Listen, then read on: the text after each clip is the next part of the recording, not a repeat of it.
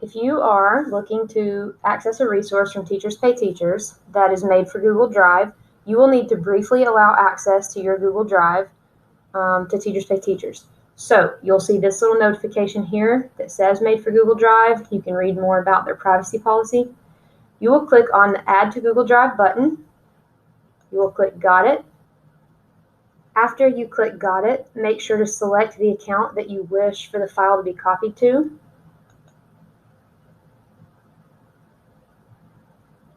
It will take just a moment for Teachers Pay Teachers to copy that into your Google Drive.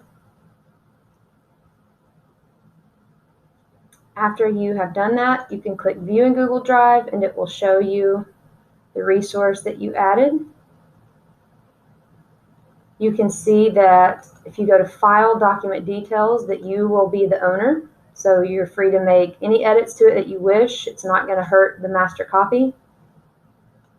And if you go to your Google Drive, you will have a folder that says TpT Purchases, and any resources that you have copied from Teachers Pay Teachers will go into your Google Drive here.